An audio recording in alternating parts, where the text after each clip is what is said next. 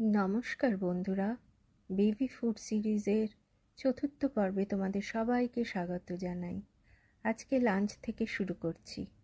আমার baby different খাবার enjoy করে, এক খাবার কিছুতেই খেতে চায় না, তাই ওর জন্য আলাদা আলাদা খাবার বানিয়ে থাকি।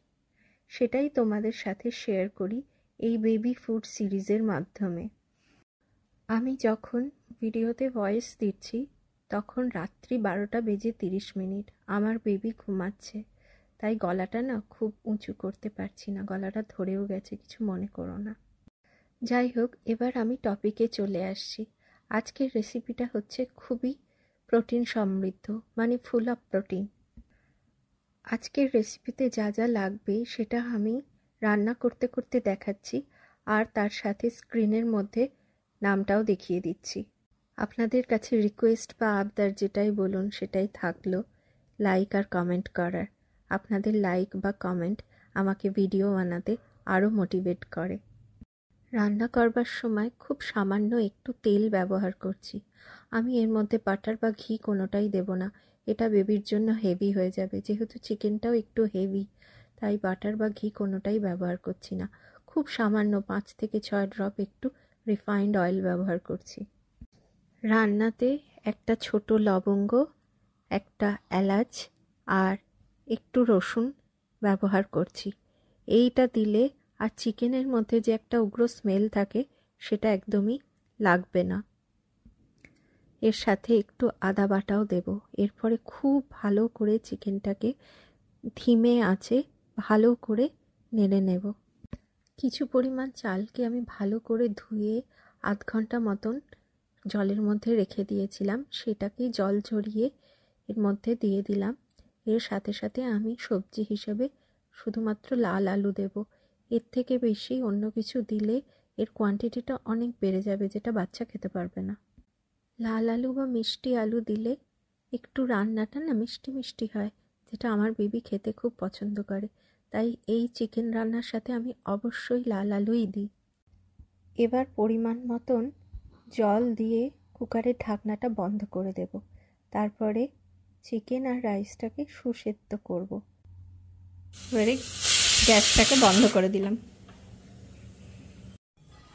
10 মিনিটের জন্য স্টিমটা বসতে দেব, তারপরে ওপেন করে বেবিকে সার্ভ করব।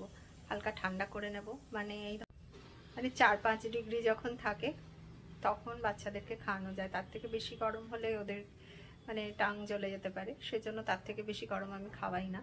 এই প্রোটিন সমৃদ্ধ খাবারটা প্লেটে সার্ভ করবার পরে এর মধ্যে থেকে এলাচ দানা আর লবঙ্গের দানাটা আমি সরিয়ে রাখবো, না হলে এটা বেবির গলায় লেগে যেতে পারে। চলুন দেখে নেওয়া যাক আমার বেবি কীরকম এনজয় করে খাবারটা খাচ্ছে।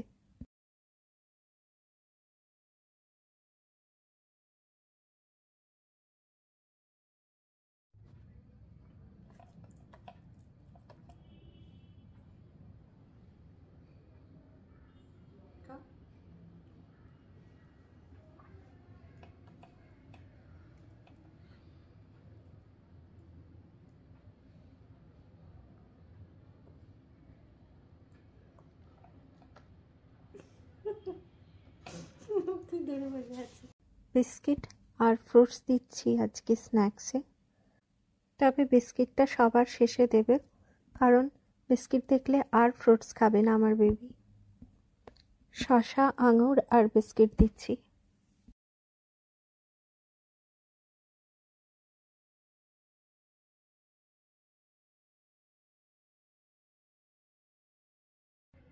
সোনা বাবা আমাদের শসা খাচ্ছে। ওলে বাবা, হ্যাঁ বাবা কি সুন্দর, কুচু কুচু কুড়ি কুড়ি কুচু কুচু কুচু। আঙুর খাচ্ছে। খোসাটা ছাড়িয়ে দিয়েছি বলেও কিন্তু খুব ইজিলি খেতে পারছে। খোসাটা থাকলে কিন্তু একদম খেতে পারতো না, ও না একদম ভমিট করে দিত, কারণ ওই খোসাটা যেটা বাইরের কাভারটা রয়েছে ওটা গলায় বাচ্চাদের ভীষণ আটকে যায়। সেজন্য আমি ওই যেভাবেই হোক আর কি বাইরের খোসাটাকে ছাড়িয়ে দেওয়ার চেষ্টা করি। আজকে যে ডিনারটা দেবো সেটা আমার খুব প্রিয়।